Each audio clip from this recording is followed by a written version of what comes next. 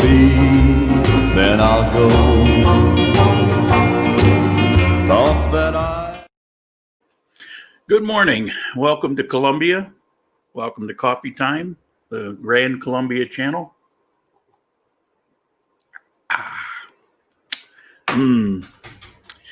Okay, today I see the feed is blurry again.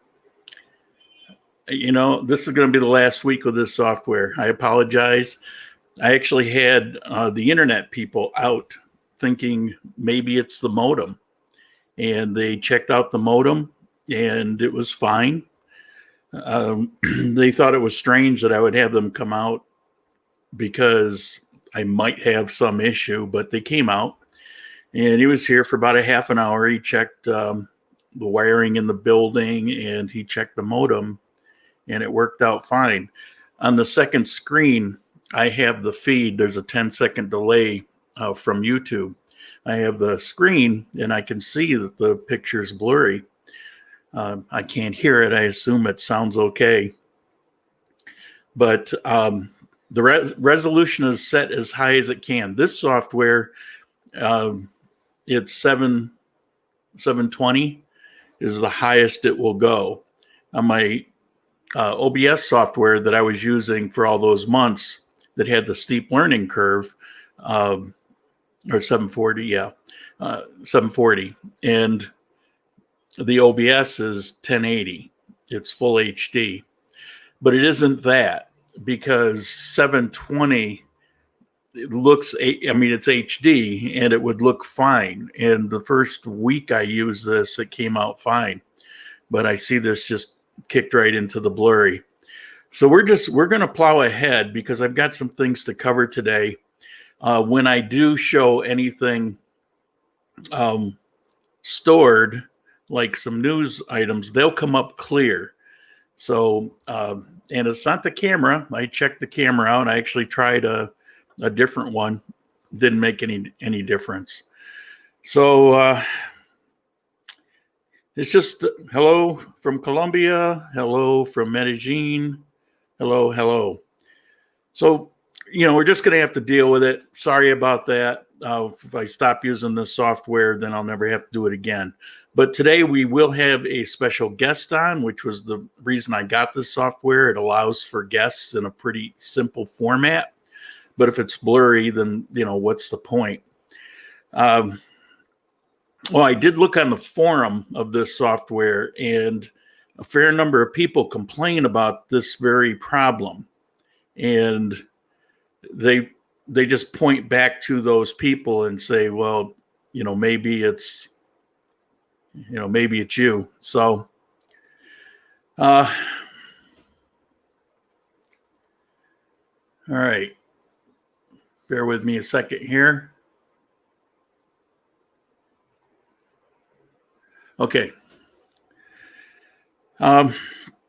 Today, I'm going to talk about what will go on today. I'm going to talk about vacations a little bit. Then we'll have the guest on. The guest will be Mark from Manizales. I've talked about him before. And I showed his recent change in apartments. I think this is the third place he's lived in less than a year. So he'll be on. We'll talk about that. And then we'll get to some news items. There's some pretty interesting updates going on, and many of you will be interested in it. So we'll cover that. I think I've got 7 or 8 news stories to go over. I won't have to go in depth. It'll be mostly headlines, and then we'll go to Q&A, and then we'll wrap it up for the day.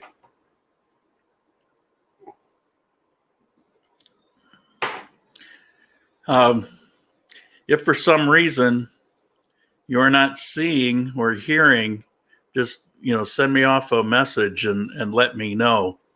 You know, I just got over being gun shy with the other software, and now we have to go through all this. Okay, vacations. What am I talking about in vacations? Well, you know, some people love and look forward to vacations, and through my life, I was not much of a vacation taker. When I got out of the Marine Corps, I had somewhere close to 2 months vacation that had built up. Of course, I was overseas most of the time. And in jobs that I had years ago, you could actually build up your vacation and then get paid for it. So I would skip the vacation and get paid. And then along came the fad of use it or lose it.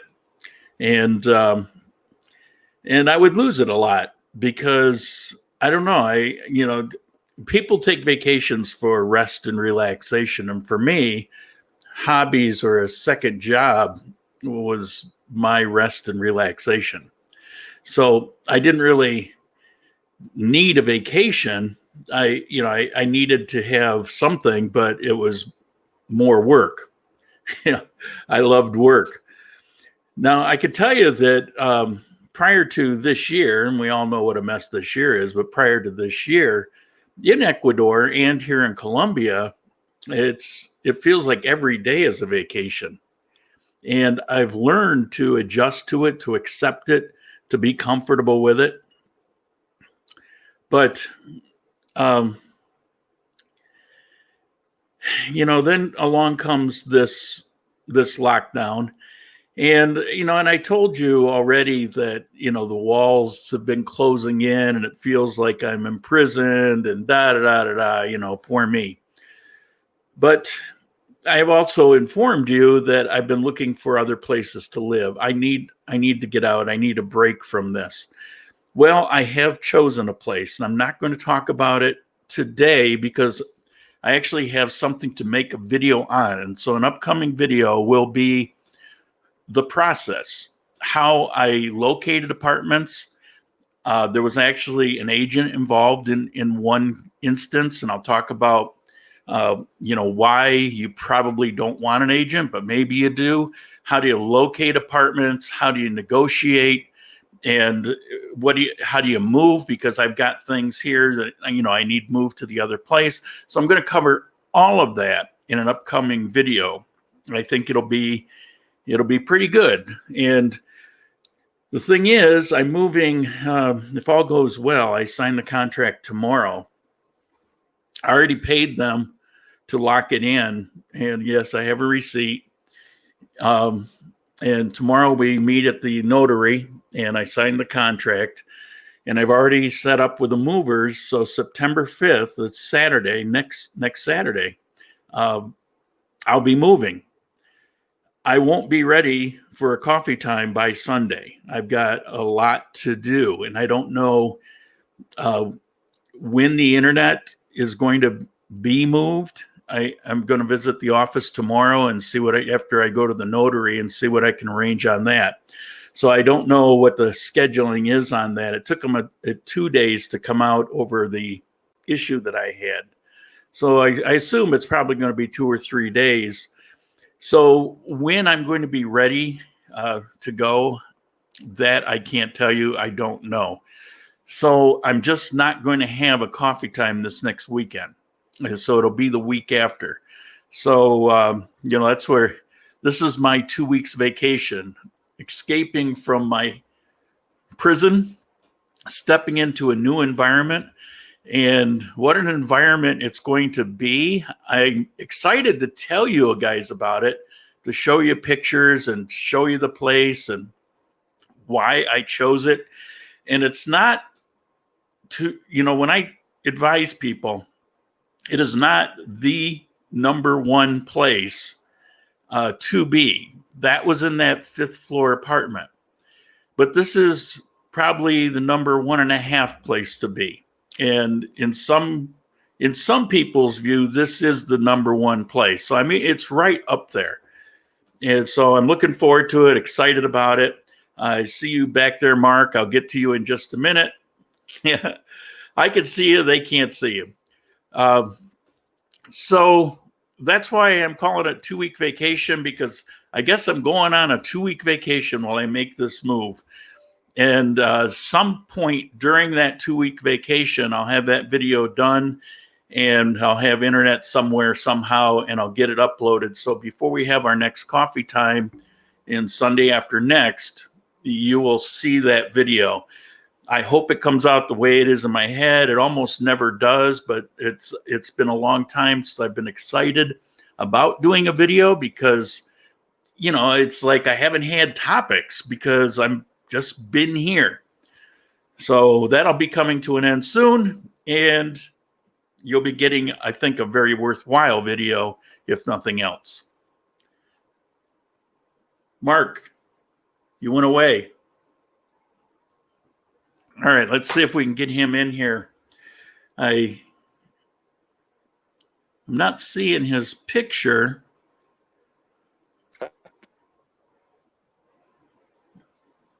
No, it's not showing up. What happened? You were here. Oh, there you go. Yeah, I'm here. Okay, this is Mark. Last names aren't important, and he's coming live from his apartment in Manizales. And today, the reason I asked you in is there was a lot of interest when I showed the clips of the apartment that you're in, and people were asking me some questions, and yeah, I couldn't really answer them at the time. I didn't know how much it was or anything like that. So I thought I'd have you in here. You don't have to undress. It's not that kind of video. You can leave your clothes on. I promise you. No problem. Okay. So you've been in Manizales. It's not quite a year, right? It's a little under a year, or has it been a year? Yeah, September the 9th. September the 9th will be a year. Wow, I was thinking like 8-9 months. Time flies. How are you enjoying Manizales, first of all? And second of all, this is your third place to live. Why? What was the first question? I apologize. How are you enjoying Manizales? Oh, I remember you saying to your audience, you know, where you live is one of the nicest places that you've ever seen, and you've traveled all over the world. Well, I've been all throughout the Americas, the Caribbean, throughout Europe and the Middle East, and Manizales is the best place I've ever lived in my entire life, and that I've even visited in my entire life. The weather to me is perfect. The people are extremely kind and generous, and as far as living, it's like living in the U.S. There's nothing missing here that you cannot get in the U.S. And sometimes I have to remind myself that I'm not living in the U.S. I'm in South America. I'm in Colombia. It's a truly amazing place, Manizales, that is. Nice. So why have you moved so many times in less than a year?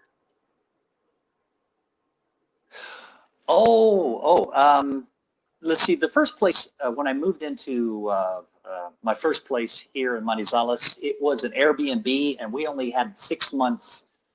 I paid her 6 months up front, and so when the 6 months was up, I decided I wanted a bigger place, and so I found a bigger place, and that lease agreement was only 8 months, and it just ended. Well, actually, it's going to end tomorrow. And I was thinking, is there something out there nicer than the second place I moved into? And oh my goodness, was there ever? And so I was deciding whether I wanted to leave the last place, because it's a very, very nice place. But this is twice as big. And then the patio on this condo is over 1,000 square foot. So I thought, oh, absolutely. And it's the same price. So why not? Did you have any trouble making the move? I mean, getting an okay? Lauren, I can't hear you at all, buddy. Okay. Can you hear me now?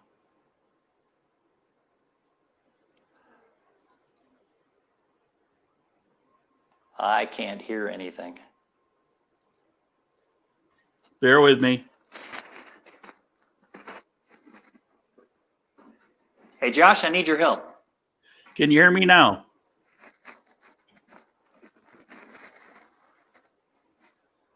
Hello? Hello? Can you hear me now? We've lost connection somehow.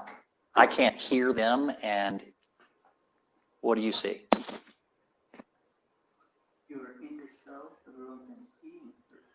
I can hear Can you. you hear me also?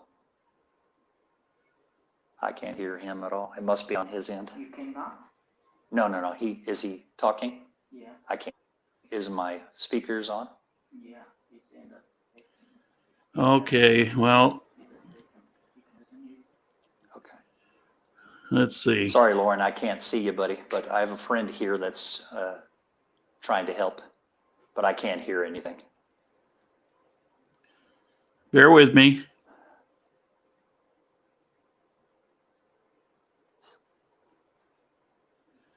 Can you hear me yet?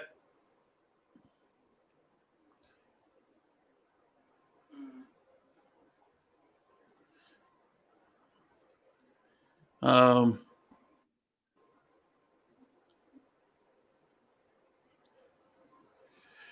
you hear us both. Okay. nothing. You can listen nothing? I can't hear anything. Are these on? Yeah. They are on.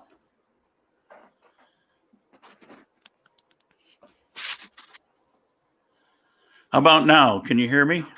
Nothing. Can you listen to him? He's now on camera. I can't hear anything. According to my friend, Lauren, you are on camera, but I just can't hear you. Huh. And everything is good on my end. Everything is on. Now he's on camera, but he can Well, listen to you. He cannot. I don't see anything He can listen to you, but you off can't here.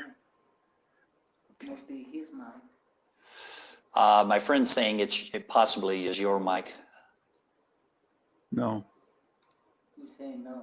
No, I can't No. hear anything. Okay, I'm gonna turn off turn this off and then restart it. We're gonna turn off and then we'll restart it and see if that won't work. Are Yes, you there? it could be the headphone batteries. Hello. Hello? Can you hear me? Now Did they go off or are they still on? it's on. I turn it off and I turn Okay. it off. Can't hear nothing, buddy. People say that they hear you, Oh, that's too bad. Because They hear us. Oh, but you cannot listen. you can hear me now? yeah, I can't. If I could see well enough, I would read what you're saying, but I can't see nothing. You know Okay, that. I'm but you blind. can hear me now. I apologize sincerely. I don't know what the problem is. Oh, no, you can't hear me. Ask him if People, he has unplugged the headset. Yeah, it is something on. My friend is saying, could I leave the meeting and then come back in? Maybe that'll do it. All right, let's try that.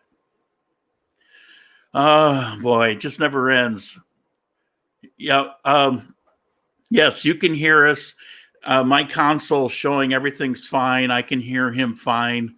It's something on his end, but I can't, talk to him about it. He probably has me muted, and they're not familiar with it, and so he didn't realize.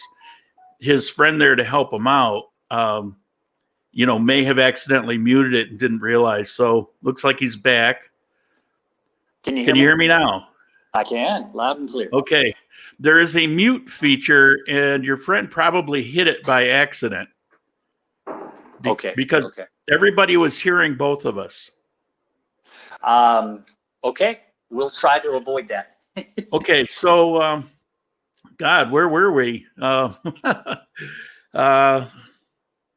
Okay, the place you're in now. Now, everybody asked me how much you paid for it. Oh, no, Oh. let's back up. The question I asked was, did you have any problem with the landlords making moves, prior to, I assume you had 1-year leases? Apparently the volume went out before I explained that. The first place was only 6 months, and it was an Airbnb.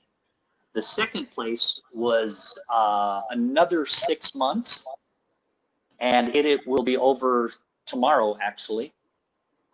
So it was really no big issue at all. Ah, okay.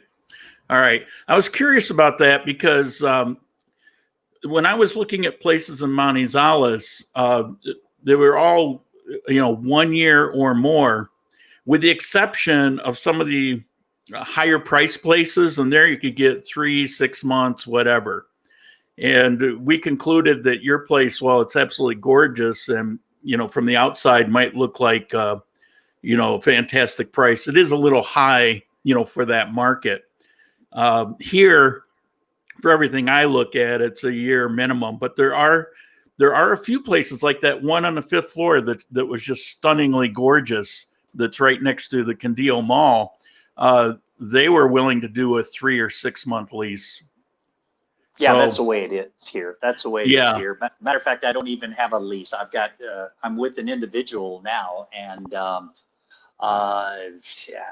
he wanted me to stay for 6 months, and I told him I didn't know if I could, but he was so desperate that I move in that he didn't make me put any money down, nothing, just move in and start paying me. So dealing with the owner is absolutely the best way to go. It makes life so much easier.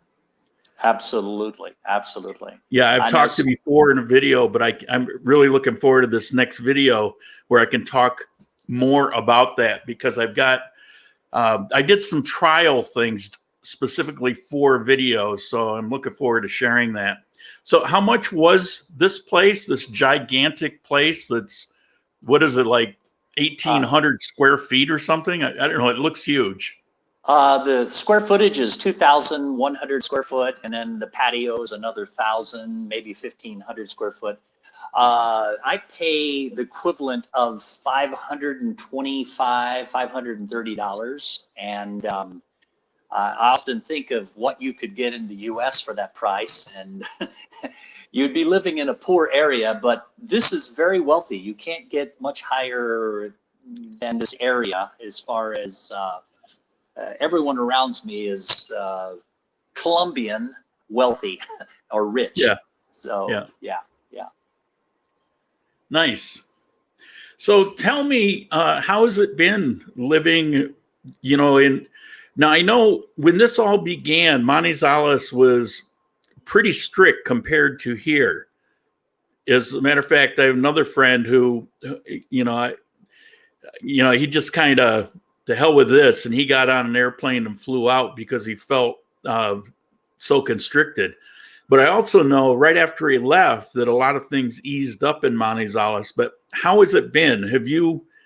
Has your life changed a lot with this lockdown, or not so bad? At the very beginning, everyone was extremely concerned, including myself. So I was willing to do whatever they told us, and they really did shut us down. We had food delivered in and all this, but it didn't last long. We really didn't have many troubles here. There were a little spread of the virus, but nothing big. And then they started allowing us to get out once or twice a week. And based on our identification numbers, the last 2 numbers on our identification, now we can just do whatever we want. And according to what I understand, September the 1st, everything will be open, and we can just go about our business the way we want to. But we've had really hardly any spread of any kind here, especially compared to the U.S. Yeah, we had less than you. So that's what I understand. It was very surprising that it took a few minutes for me to figure out what actually happened here, because we started out with the lockdown, but quickly eased up from it, and things started to look pretty much normal. And they had the odd and even day cedula thing, but it was no big deal. It's not like you have to go to the store every day, so it really didn't matter.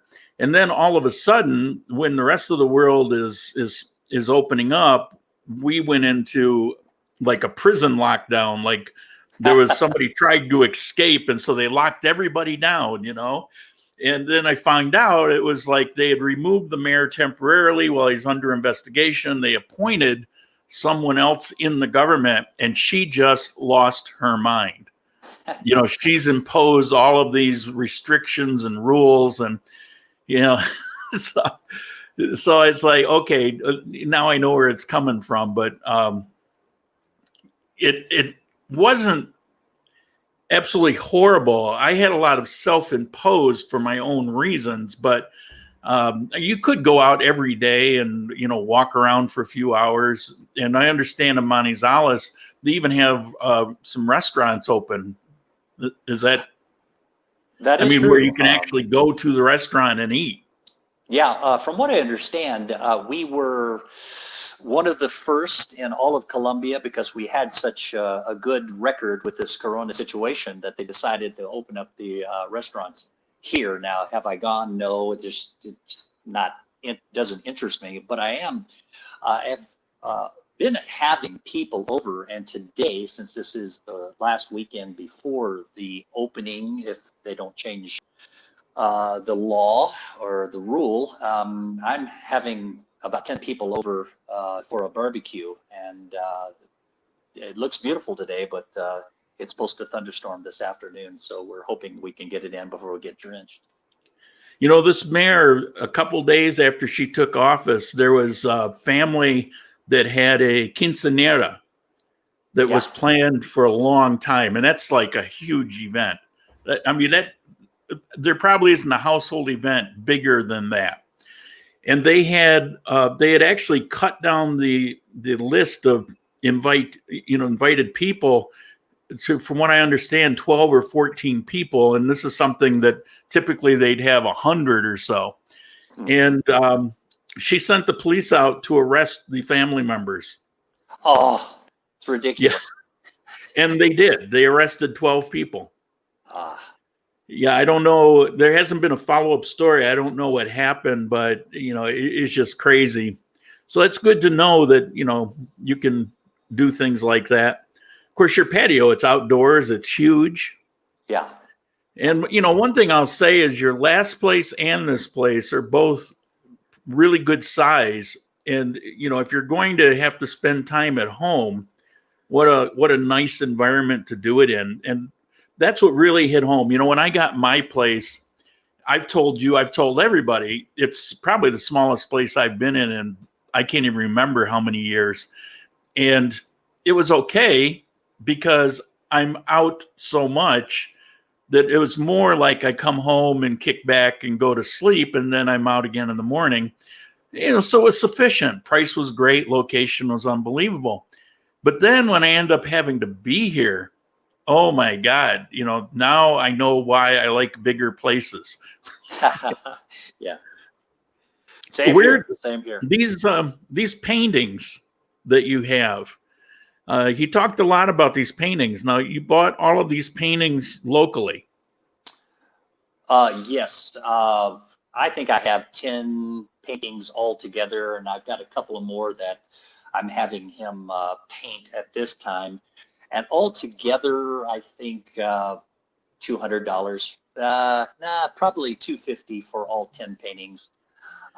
He's really good. He's really good. He's done several landscapes of one of Salento with the 300-foot palm trees, and he's done another of the volcano, which is just incredible. And everyone is very impressed. And he's definitely a professional painter, and my thinking is if I was to get the same thing in the U.S., it's going to cost me close to several $100 for the same paintings per painting from a professional painter, especially if you ask him to paint something specific. Well, if he's painting these and selling them for $25 each, I don't even know that would cover the paint. Well, the thing is that some of those that I'm asking for him to paint for me, he's charging more, close to $50. Yeah. So still, it's a good price, an excellent price, an incredible price. It's pretty amazing. Now, some of those, I'm not a fan of, but there were also others that, he showed in that video clip that it's like, oh my God, that's gorgeous. It's like, I would love some of those. So maybe we'll have to talk when things get free. And we will be going on that trip to Bucaramanga together.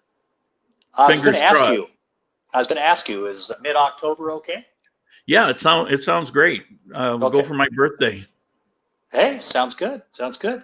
I do want to say this, that he's starting to paint, this gentleman who's painting these, he's also starting to paint for my friends in the U.S. They saw the paintings just like you guys, and he's doing several paintings. We're going to put them in a tube and send it off to the United States.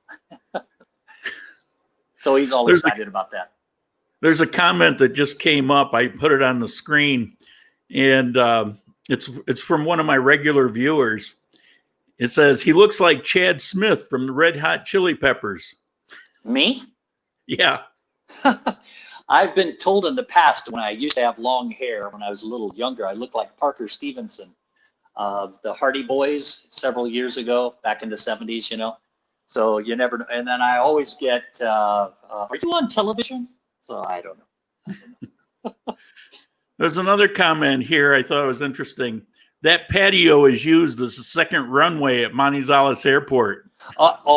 It's when Marcelo, my assistant, and I saw that patio. This place is only 2 bedrooms plus a servant's quarter, which is really teeny tiny, but it is a small bedroom. And I didn't want it. When I heard it was a 2-bedroom, I thought, nah, I'll pass. But as soon as we walked in and saw the patio, that was it. You could literally land a helicopter on this place. It's that big. And so it's just amazing. Just amazing. Well, the nice thing is you've got those sliding glass doors that you could just open those up, and you've got, you got a 4,000 square foot apartment all of a sudden. Absolutely. And I've already contacted a place where they sell plants and palm trees and flowers and things like that. And I had her to come over, and she said, your place is like a greenhouse. You could actually put in tons of plants within the house itself because of the sliding glass doors and the heat of the afternoon, because when the sun sets, I'm facing kind of northwest, so we get a lot of intense sun. It's not hot, but it is intense, and you can get severely sunburned if you're not careful here. So I may fill my apartment full of plants. Yeah, that's everywhere down here in South America. People need to remember that. You got your lesson on the top of your head shortly after you got here. I took him to visit Manizales, and we were out walking around for I don't know how many hours, and no hats. And we got to this one point where the sun came up. There were no clouds, and it was a warm day to begin with, but it was mostly the sun, and the top of his head is a little on the thin side, and he got a sunburn up there. And I got a pretty good amount of sun, and it wasn't that long. It was about a 30-minute period where we were in that situation with direct sunlight. The rest of the time it was under trees and in the shade. And the first time the top of my head has ever peeled before. I do want to mention this, Lauren, if they have other questions, feel free to ask. That's why I'm here. Manizales is, I recommend this to anybody that wants to move to South America. If you want a gentle transition from the U.S. to Colombia, Manizales is the place to do it. It's just amazing. And any kind of food, as far as restaurants or delivered food, is that you could find in the U.S., you can find here. The only thing that's high that is here is electronics, and at least in Manizales, the milk If you like milk, which I do, it's about the same price, maybe slightly less than the US, but everything else is just dirt cheap. Dirt cheap. Okay, people, you heard him. If you have any questions, he's going to be on for a few more minutes. So go ahead and see if we can get a question or two. Absolutely. And then we'll get to the news. Manizales is top on the list. Yeah, it's, I've told you guys I lived there for about 3 months. I've been there, I don't know, a zillion times. I love Manizales. And if Armenia didn't exist, there would be no hesitation. I would be living in Manizales.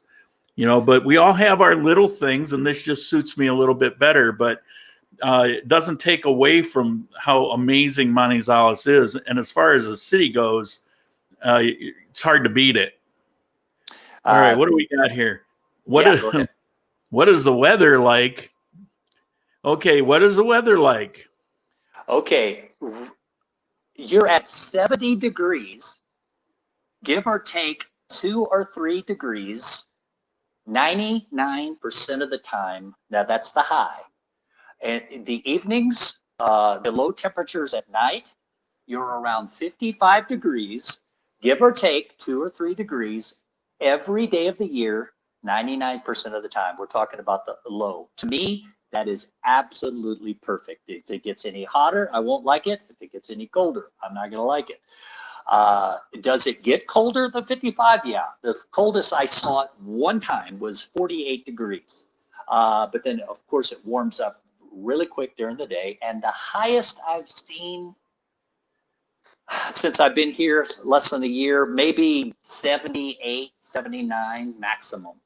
But then it cools off in the afternoons. Now, that's hot for here. 79 degrees is hot for here. And the people here complain, but I lived in Dallas, Texas, and that's nothing compared to Dallas. Well, down here in Ecuador, it was the same thing. The local people complain a lot if the temperature varies beyond a 4 or 5 degree range. So anything outside of that, in upstate New York, we have from 20 below to 110. We've got this huge variation in temperature up there. Here, they've got a 20 degree variation, and they just want to live in 4 or 5 degrees. And anything outside of that, they're going to complain about. Warren, how far are we from the equator? 200 miles, I think. Yeah, I thought it was a couple of hundred. We're pretty close. We're just north of it. Let's see, what else we got here? What's the weather? Oh, it does rain a lot there. Does Mark speak fluent Spanish? Absolutely not. And I want to, I would love to, but at best I'm at broken Spanish, and it is not good at all. But I surround myself with people who at least speak broken English, and no matter where I've traveled throughout the earth, I've always surrounded myself with people who knew their language, of course, but spoke broken English. And so it isn't necessary to speak even broken Spanish to live here, because so many people want to speak English and can speak English. So do you have to know Spanish before you come here? No, absolutely not. It's not necessary. And I have an assistant, and I want you to know that I only pay him 5,000, which is 5,000 Colombian pesos, which is $1.10 an hour. Whenever I need him, we'll go to the grocery store, a couple of hours. That's $2.20 for a couple of hours of assistance. So, and of course, I hire somebody that can speak English and can speak also the Spanish, the native language. And so why do I need to speak Spanish? Well, eventually maybe I'll get married here to a local girl, and I would like to know the Spanish language. Well, there's something else that you didn't come out and say directly, but I'm gonna put the pieces together. You've traveled a lot. You've traveled all over the world. You've lived in other places, and I have also. And the more you travel, the more you find that communication beyond the language is what really matters. I mean, it's nice to have a language. I'm not saying that isn't, but you could put me down in the middle of anywhere and not have a clue what the language is, and I'll still manage because there's communication is far beyond just what the language is. The more you travel, the more you practice that, the better you get at it. And so Absolutely. even when we have our bad Spanish, our broken Spanish, our grammatically incorrect Spanish, we can still get along fine because we have that other thing to fall back on. And so I would urge people to not hide behind the language. Get out there, even if you don't know what it is, and use hand gestures, whatever it is you need to do, you know, to break down that barrier of being uncomfortable in that situation. You kind of have to get past that and not worry about it. And then the language just makes it all the better. And I All do right, have we got to more say questions here. Yeah, go ahead. Here's one. Is Manizales part of the coffee triangle? I swear these people aren't watching my videos. Or they're not paying attention to you. The answer is it is yes. And that's one of the draws for a lot of people is they come to Manizales and then they'll go outside of Manizales and take a tour to one of the coffee plantations. Now, somebody asked me, but we're not going to do this. What is it in Celsius, please? Just Google. When you Google, type convert, CONVERT, and then put, for example, 75 degrees F to Celsius. And when you search it, it'll just automatically, if you put 70 degrees F or 70 F, it will automatically come up Celsius. Click on that and it'll tell you. You can do that with miles, with centimeters to inches, whatever you need to. I use it a lot because, you know, our brain is trained to think in the units of measurements that we have. And, you know, it's just kind of difficult. Like the other day, I need to do something about my mattress. And so I'm looking, and this mattress says it's 30 centimeters. I don't know what's 30. I don't know. So I had to convert it. And then, you know, it's like, oh, that's pretty good. That's a pretty thick mattress. And so from that, I learned that the really cheap mattresses run about 20 centimeters. The very best of the best are around 35. And so if you're anywhere above 25, but in the 30 to 35 range, that tells you right there, you're probably going to get a pretty good mattress because the better the quality, the thicker they are, you know, here. So I learned something from, you know, just having to be forced into that Google search. Same here. I don't know centimeters. I don't know kilometers, but I just ask Siri and she tells me. Somebody mentioned here that you speak fluent English. Okay. Well, I speak fluent Texan. Every once in a while, you'll hear a y'all. All right. We got, sounds like this is more of a comment. Sounds like a great ambassador for Manizales. Nice job describing your area, sir. We did an interview. There's a video going back, almost about a year ago, almost a year ago. October. Was it October? Yes. And so if you go back in the videos around October, we did an interview. And I do, somebody was asking me about searching. They said, why in the coffee times are you not putting in the description the topics? Well, because in a coffee time, it's mostly Q&A. I cover some news things that nobody's really going to care about, you know, in a week or two. There's no reason to do it. Coffee Time Live is a particular type of thing. But when it comes to the actual videos, I have playlists broken down. For example, every interview is in a playlist called interviews. So there's 30, 40 interviews, and they're all in that playlist. So you can just go into the channel, click on the playlist, and there's not that many to look through. You don't have to go through 600 videos to find it. And so I have it broken down: Colombia, Ecuador, key information. Those are things like visa information. So I took a lot of time to set up those playlists to do that, because there's not a good way for me to be so specific on the titles. But I do put, what series and what volume, which can also be helpful. So enough of that. Have you ever been to Sevilla Valle, Colombia? Never heard of it. Sevilla Valle. Okay, never heard of it. So no.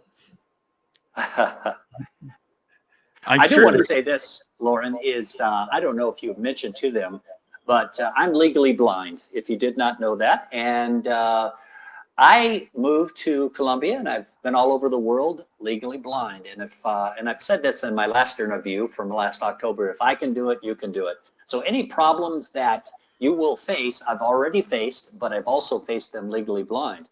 So if I can do it, you can do it. In a place like Armenia or Manizales, any problems that you perceive, I mean, they're pretty much in your head, because from the moment you get here day to day, you're rarely going to run into any kind of issues. It's just, yes. It's kind of a problem-free living. I mean, there might be some fluke thing that, you run into, but for the most part, all your worries and concerns reside in your head, and you're going to find that, geez, that wasn't so bad. That wasn't so hard. I don't speak Spanish, and they're afraid, and I understand that, but you don't need to be. You really don't have to be. I absolutely agree. Absolutely agree. If you're comfortable in the U.S., you're going to be comfortable here. There's, like I said, or like I should say, before I came here, I did have worries, but as soon as I got here, it's like, why did I worry? There was no worries. Yeah. And the more you travel, the more you realize that. I mean, you start to become fearless. I've been to so many places, so many areas that people think I'm absolutely insane. But after a while, you just don't worry about what most people are concerned with. And I was thinking too, Lauren, you and I are here. So if they come here, you or I or somebody we assign can meet them at the airport. We make it really easy for them. They don't have to do any extra. We've already done it all. So if you want to come. We're opening up on Tuesday. Yeah, I think you're going to be doing something similar to what I do here as far as that goes, right? Nah, we decided not to do that. Honestly, we thought we're competing with Lauren, and we didn't want to do it. But we will assist you if you can't come to Manizales. Then you can get a hold of Marcelo, and he'll show everyone around. But we decided not to do that. It's not competing. So if that's the reason, don't worry about it. Nah, it took too much time. It's amazing. Yeah, and you just barely started. I mean, you did a couple videos, right? Like 2 or 3 we did. years. Exactly. And there's better ways to make money, easier ways. See, for me, for the first 3 years, it wasn't even about money. It was, a desire to stay busy, to do things, and seeing how much people are hurt with bad information, I could do good at the same time. And then as everybody knows, I ran into some problems. And so then I had to look at it and say, well, I can't subsidize it, so it's got to pay for itself, but I don't want to stop doing it.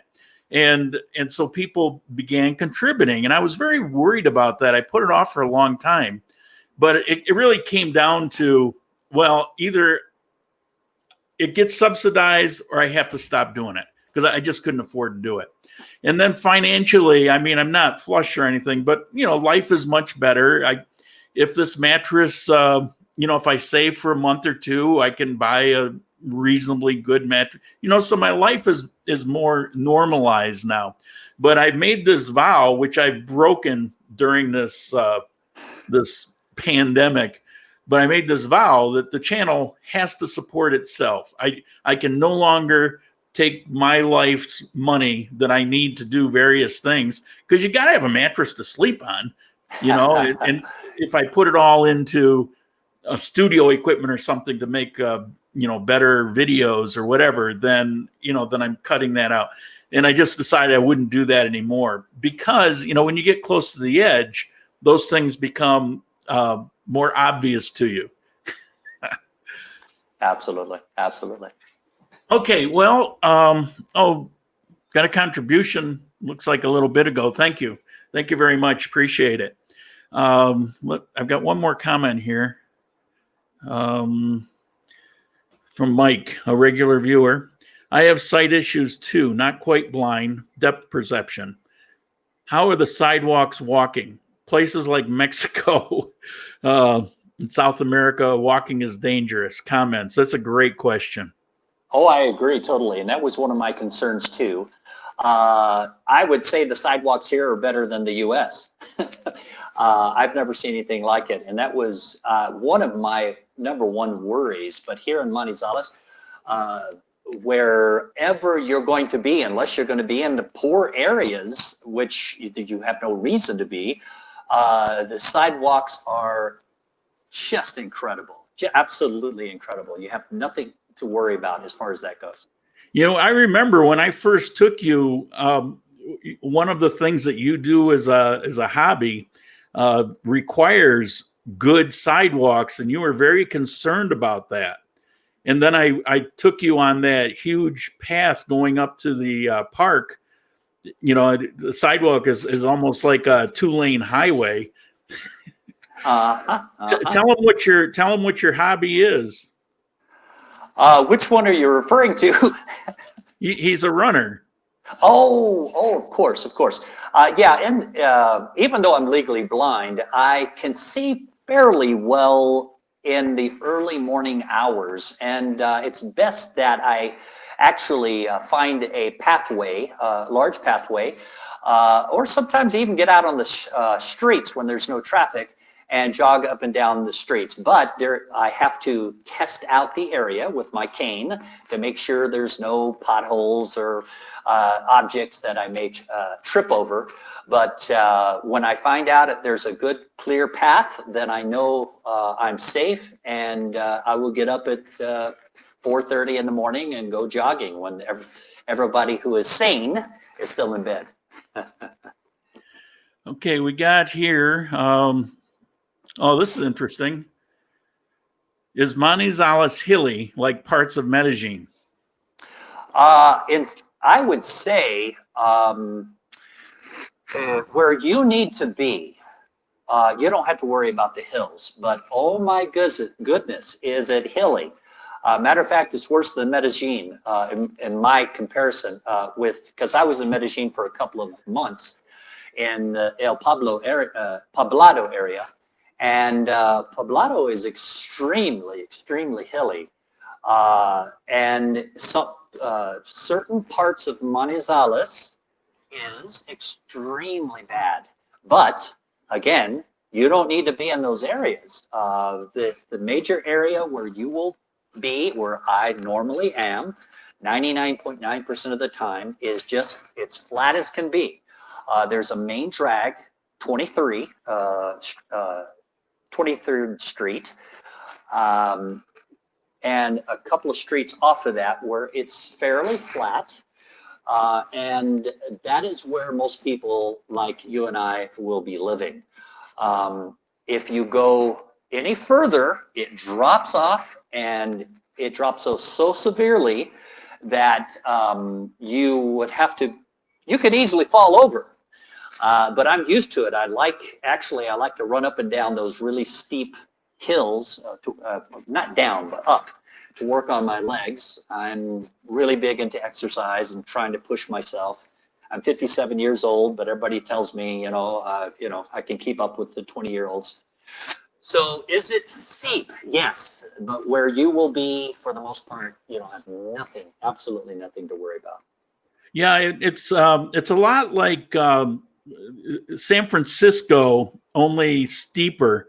But Yes. you're exactly right. And you're on top of a mountain. And it's a pretty high mountain. I mean, you're over 7,000 feet up from sea level. But on the top of the mountain, you've got this long ridge, and that's 23, 23, and I lived on it. And the length of that, I don't really know. I'd say maybe 3-4 miles. And so you can walk down to one end, then come back, return, and you've got somewhere in the range of 6 to 10 miles that you walked that was all relatively, I mean, you'll get some grades and stuff. I mean, it's not perfectly flat, but it's not hilly. And even if you have trouble walking, let's say you're 80 years old and you got bad hips or something, it's still level enough where you can do that. So, people, I talked about it a lot in my early videos on Manizales, because I was hiking a lot of those to get the feel of it, and it'll put the burn in your leg. Absolutely. But after I lived there for a while, I realized that you can actually comfortably do all of your living on 23. There's nothing else to go out there for. Absolutely. Everything you could possibly want is there, times, it's like there's several malls, you've got restaurants by the hundreds, whatever you can imagine, it exists on 23. Yeah, and if you live on 23, you're literally on top of the mountain, and just imagine the views. If just a couple of blocks from where you're living, the terrain just drops off hundreds and hundreds of feet. Almost everywhere in this city, you will get an incredible view. And of course, there are apartments that are, 10, 15 stories high. And so you have that extra looking out your window, and then the drop off. It's just a shockingly beautiful place. It is. It's one of the things I like about it. You there's hardly any place in the city you can go that doesn't have amazing views. Absolutely. All right, we got another one here. Okay. You can decide whether it's something you want to answer or not. Okay. Wondering what Mark's total monthly expenses are, if he doesn't mind. Rent sounds very affordable. Looking at early retirement from government job in Orlando, Florida. Now, Mark lives like Richie Rich. Okay, I've got to tell you, first of all, the first place I moved into was the Airbnb, and I could literally, everything. It was just a 1-bedroom, great views, as I mentioned earlier, with fully furnished, nice place, cable, everything was $310. That's with everything. Now, I could spend another couple of hundred for food for the month, and then taxi rides, buses, things like that. I could easily have lived in that place for no more than $800. Now, just as Lauren said, I'm living in the rich area, and my major expense is my apartment at $525, $530, depending on the strength of the US dollar. But add on food and transportation and entertainment, I could easily live on $1,200 a month. And that's in the rich area. That's food, that's everything, that's entertainment, it's electricity. I'm not getting electricity paid here. Because I live in the wealthy area, they do charge, we're called Strata 6, so we have to pay the highest electricity prices, highest gas, highest water, but compared to the US, it's absolutely nothing. We're talking about maybe 10% of what you would pay electric bill in the US, or water or gas you would pay here. But that's what the rich have to pay to support the lower stratas, where the poor cannot afford high prices as far as electricity. Yeah, it's an amazing system. I am so impressed with the system. It takes government. The money doesn't go into the government and then they can do what they will. This goes through the utility system itself and is applied directly to people on the lower strata. So it's a kind of a welfare system, but it does it Yes. based on, okay, if you're in Stratus 1 or 2, you're paying almost nothing for your utilities.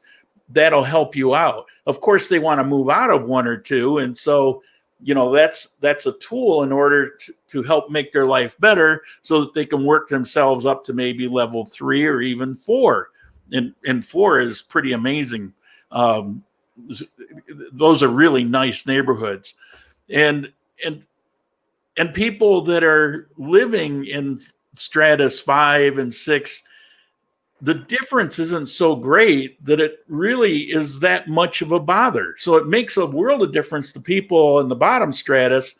But if you're in the upper stratus, it's not that bad. Now, I get reminders once in a while when somebody looks at my utility bill and they go, "Oh my God," because but I look at it and say, I don't have a utility bill that I don't think I've got any that exceed $40. And that's with water, gas, lights, and internet. Not total, but I think the highest is maybe water. Yes. Gas is peanuts. I pay $5 to $10 a month typically. But water is probably my highest bill. And I think I just got one. It's like 120,000 pesos, so like $30, where the gas is $5 to $10. Lights somewhere in the same range of water, similar, $20, $30. So 50. I'm paying under $100 for everything, including the internet, and I don't have basic internet. I've got the mid-range. Yeah, and it's Stratus 6, where I'm at, the highest. It's the same. It's less than $100 for everything. I just spoke with my sister just a few days ago, who lives on the border of Texas and Louisiana, and they had a $300 electric bill. So it's shocking what you have to pay there. Yeah. Well, it's a different economy, though. I say so many times that depending on where you are, it's between 25% to 50%. 50% being more like Medellin or areas of Bogota of what the economy is in the U.S. So you're going to earn that much less, 25% of what you would earn in the U.S., but your rent and your bills and all those things are going to be 25% of the cost. So relatively speaking, there's a lot of similarities. It's just if you're coming from the one economy to the other, it either looks like, oh my God, I can never afford to live there, or oh my God, it's so cheap, I can live like a king.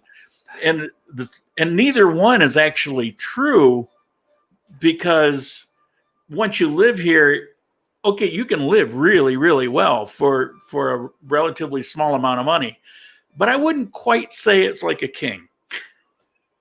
Right. No. You're upper middle class for sure. Okay, what do we got here? I'm leaving and moving to Manizales. Best show in a while. Uh-oh. Uh-oh, they're pushing me out. Wonderful system.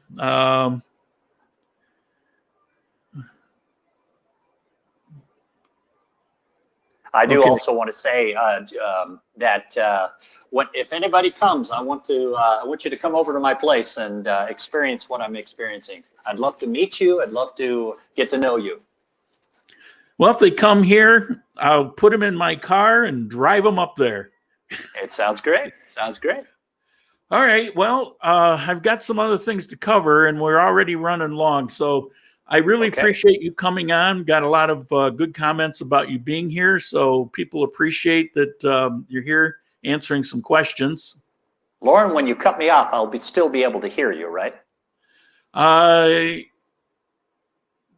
just want to listen to the show. All right. Let me see what I can do here. Okay. If not, I'll listen to you later on this evening. All right. Bear with me here. All right.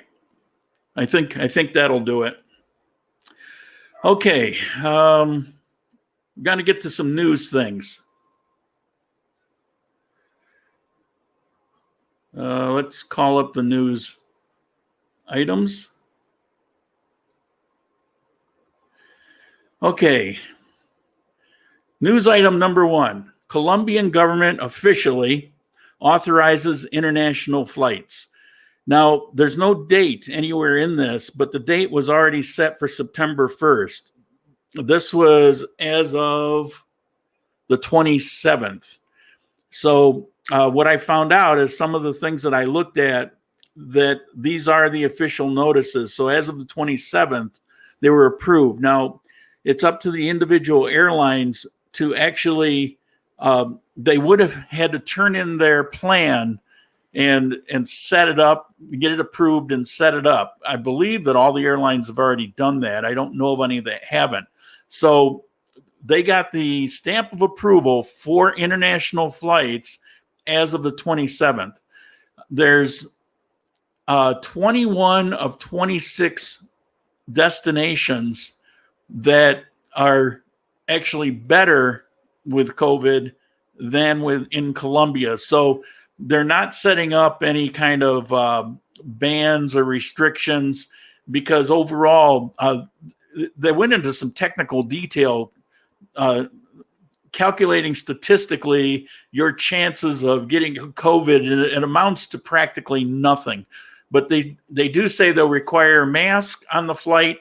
The middle seat won't be able to be used, that's actually pretty awesome. So it's done. It's going to happen. And what's next here? Pilot plan for reopening of gyms was authorized by the mayor of Armenia. Now, as you all know, I think of her as the Wicked Witch of the West.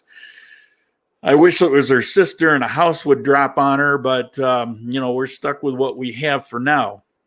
But there are some gyms that have actually reopened. This, again, was on the 27th, and it was official as of the 27th. And so gymnasiums are opening with the usual. You got to come in and step in a bucket of alcohol for your feet. You got to wash your hands, and you have to wear a mask. Now, I don't know if you have to wear a mask when you're actually exercising. I really don't know, and I'm sure that's a question for some. I wouldn't doubt it if you do. But they do have masks here that have these valves that make breathing pretty good. I don't know.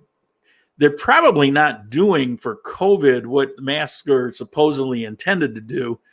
But it gets by. You get a pass on wearing it, and that valve works. I've got one that's kind of in the middle, and my glasses quit fogging up, and my breathing I'm not breathing in hot air, and it's actually pretty comfortable. All right, so what else we got here? In Armenia, about 8,000 inhabitants live in subnormal settlements. Now, when people come to places in Colombia, they see things like this, and they get this impression about how poor Colombia is.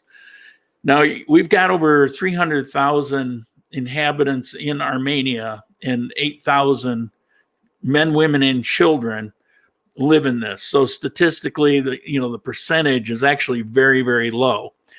But this lockdown has caused, because of medical people that would go out door to door constantly every day, checking up on people and things, it's shining a light on things like this. These places, a lot of these are put up just, the one they're showing here has a balcony and it's got bricks and things, but a lot of these are just tin shacks, made by people. There's no permitting.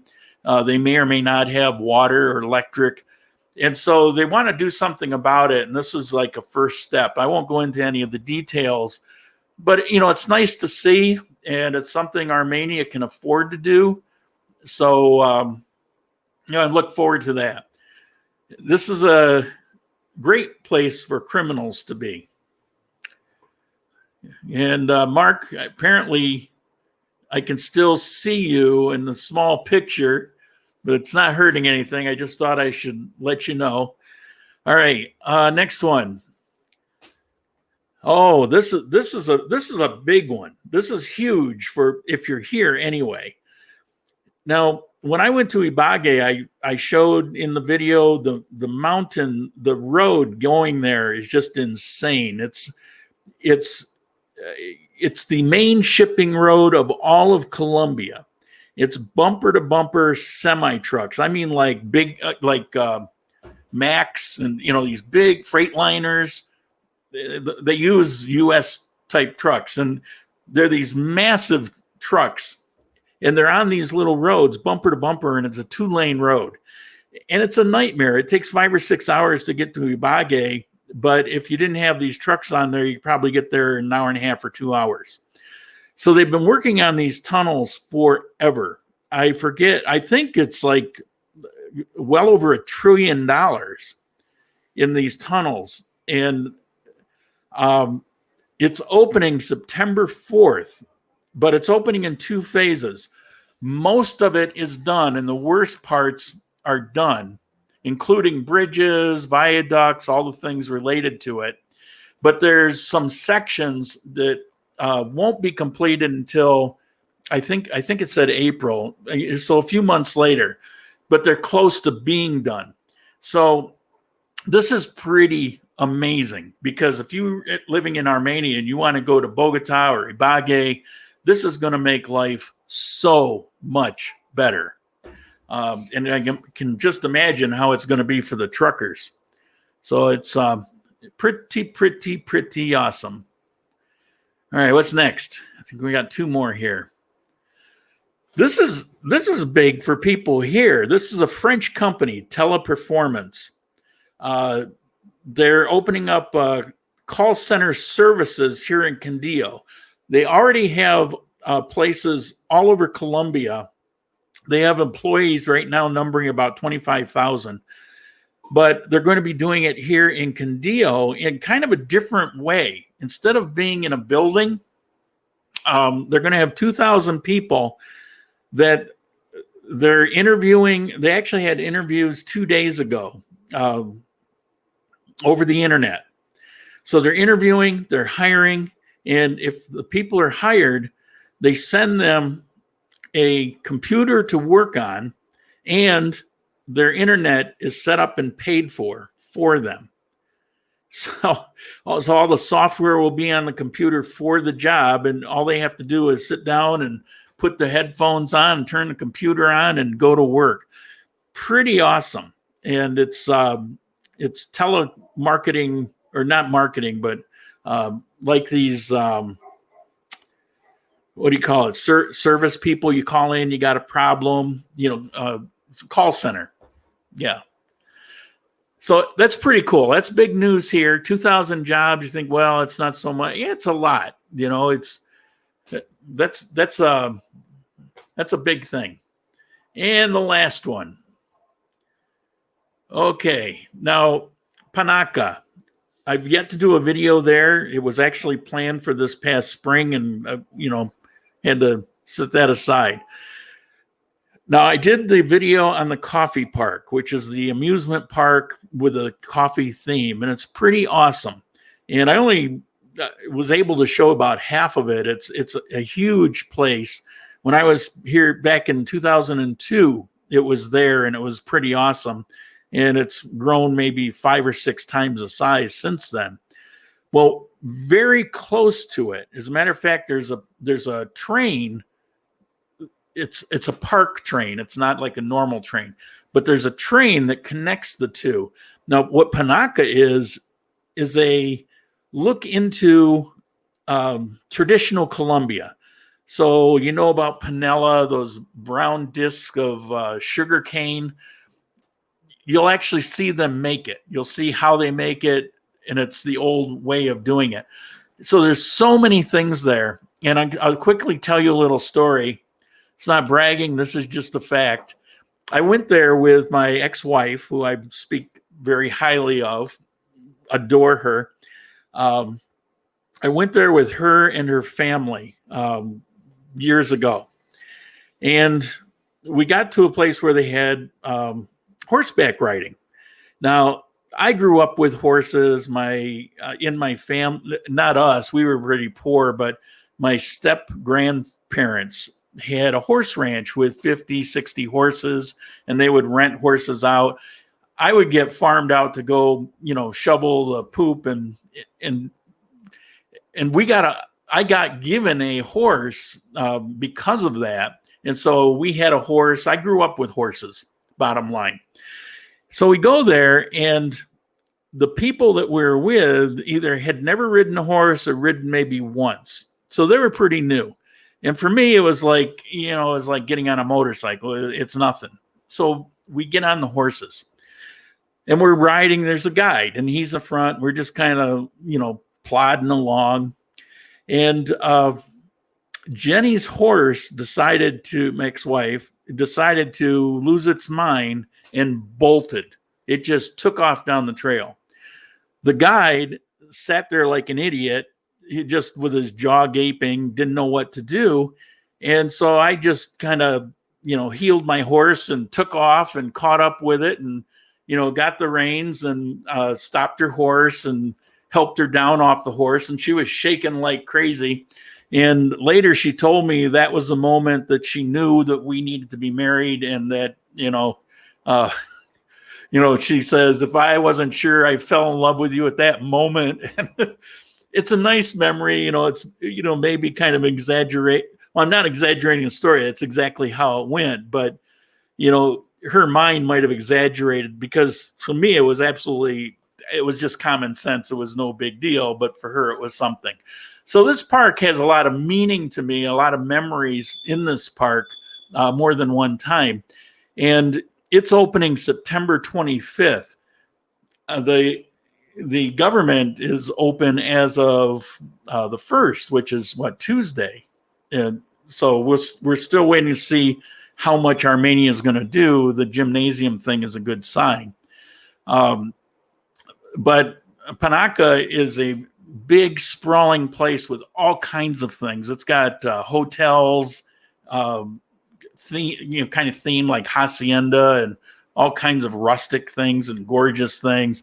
It's got a whole bunch of traditional restaurants, way more than when I was here before. And so it's taking some time for them actually to be prepared, but they submitted their plan, it was approved, and it says it's going to open September 25th. So that's a big milestone for here in Condillo. I'm really happy to see it. I just can't wait for them to open the borders. And so that's the news. That's the news for today. And I don't know if we're going to have any questions. I don't want to make it go too long. We're already long, but I will give you an opportunity to ask a few questions here. Hit it. It's Q&A time. It's time to start asking your questions. Remember, 4 question marks first, then ask the question. Okay, let's see what you have. Let's not make this go 2 hours long, but if you got a handful of questions, let's do it. Okay, no horse poop stories.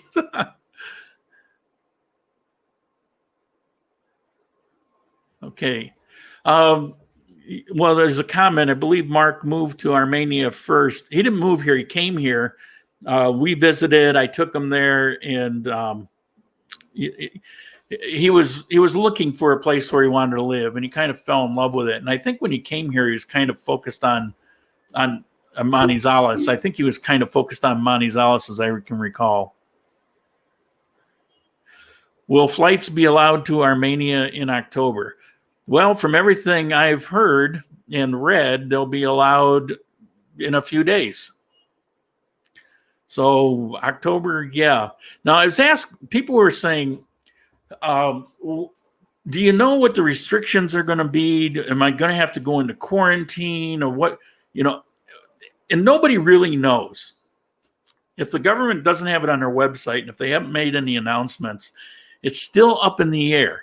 And so my suggestion was, whatever you're going to do, plan it for October. And that'll give you, 3 or 4 weeks to see what has happened. This is how it was.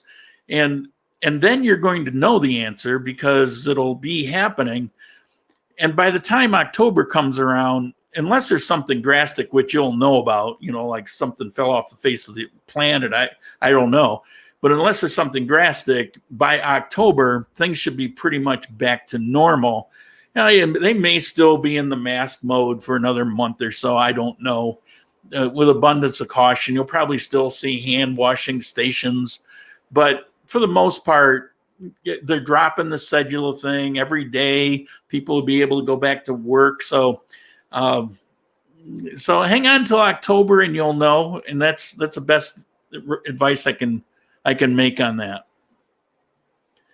Oh, that was okay. Do we have any other questions? Is anybody still awake? All right, what do we got here? Which apartment did you take? I'm not going to tell you. It's an apartment you have not seen. I guess so you don't have to wonder about the ones I showed you. But I'm going to tell that whole story in the video. I got to make a video. I'm excited about doing a video, so let me have that. And I'll make that video, and I promise you I'm going to tell that whole story. It'll probably end up being a 40-minute long video. Maybe I'll break it up into 3 parts. What is the better part of Romania to live in, north or south? Well, for me, it's north, hands down. There's nice places in the south. There's nice, safe, nice communities. I don't like it in the south. The number one reason is the breezes here that I'm always raving about are fewer and far between in the south. This is a particular microclimate, and it's the reason the north is so popular. And because of that, so many nice things have sprung up here. If you're going to come in and invest in some high-end thing, are you really going to do it in the south where a lot less of those people are? No, you're going to do it in the north. And so it just kind of compiles. So there's just so many cool things here in the north. But that's not to say that you can't live in the south and have a great life and have access to a lot of things. But you're going to find that there are going to be things in the north that you're going to want to come up to. So, but there's nothing in the south that you really need to do that for. So why not live in the north? That's just the way I would look at it. Oh, answered that. According to Colombian law, people flying in internationally still have to quarantine for 14 days. Not according to this article, and it's not Colombian law. There would be a regulation, but that's not for everybody. I think there's a provision there where it can occur, but everybody coming into Colombia is not going to be quarantined for 14 days based on what I've read.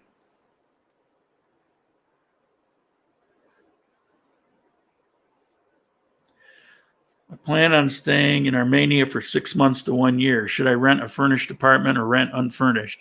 What's the better option? Well, it'd be a good option to do furnished if you're only going to be here for, 6 months. On the other hand, finding a furnished apartment's like pulling teeth. I think of all the hundreds of apartments that I looked at online and the dozens that I looked at in person. I remember one, maybe there were two furnished. I mean, you just don't really see them because that's not really what's here. The best way to do that is what Mark did, maybe find an Airbnb at a good price. You can negotiate out, or a lot of them will have a rent, but if it's for a full month, then that can cut in half. And so if you're going to be here for 6 months, you can get some kind of, discount worked out on it. But my thing is, don't worry about longer term, 6 months or a year. Come here, Airbnb or hotel or something for your first month, then make your decisions. But finding a furnished place, not to say it's not possible, but it's going to be a little more difficult. And so if you don't want to have a bunch of things that you bought and now you're leaving and what are you going to do with it, then you probably want to go the Airbnb route and just work something out. It'll be a little bit more than rent, of course, But then again, you don't have any utilities and you won't have to worry about the furniture. So that's, that would be my suggestion. So how about a little teaser? Which floor? Elevator? Nope, not telling you. I'm saving it for the video. What is the altitude there? Here in Armenia or in Manizales? I already said Manizales is over 7,000 feet, so you're probably asking about Armenia. And Armenia is, you'd think I would know it off the top of my head. It's like 5,400, 5,600, something like that. High enough so you don't see much with mosquitoes or other bugs, although occasionally you will. Manizales is a place where mosquitoes are like a thing of the past. That altitude difference is a key. But the contributing factor to what makes this amazing is that breeze. So even if it's 78 in Manizales and it's 82 here in Armenia, it can actually feel cooler here in Armenia when that breeze is going on. So to me, the climate is actually better than Manizales, even though the temperatures on average are cooler there, and they are, and I prefer that. But here with that breeze and with the fact that our rain is almost like on schedule, where in Manizales it rains all the time, whenever, I have the preference to the climate here for those two reasons. You take away the breeze, I wouldn't feel that way, but the breeze doesn't go away. In the almost 2 years here in Armenia, living in this apartment, there was one day where the breeze went away for about 2 hours. That's it. All the rest are normal.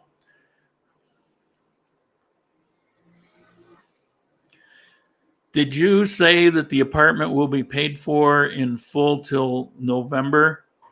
This one? Yes. Yes. It's on contract. I'm going to I've already talked to the landlord, and I'm going to forego my deposit. And, it's like, why didn't I wait? I've mentioned it before, and I don't want to, beat the drum. I got really depressed here in this box, and I have to get out of here. I just have to. I've got to get back to some kind of normalcy, and it's not a matter of everything opens up. It ruined this apartment for me, and it's unfortunately, and I really it's unfortunate, and I fought with this idea, but the truth of it is I've got to get out, and so I'm going to take a bite on that. But the money's already there in the deposit. Do I need it? Could I? Yeah, I would love to, but my sanity is something else, and I just I don't know. I don't know how else to explain it. I just have to get out of here. My skin's crawling.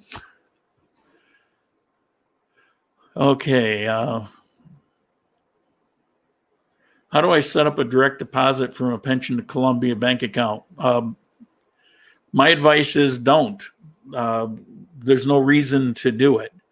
Use a bank in the U.S. and withdraw your money via ATM. If you need something large, like you're going to make a purchase of something, then use World Remit, and then pick it up at any bank, any cooperating bank like Bank of Colombia or Davivienda, or they're all part of that system.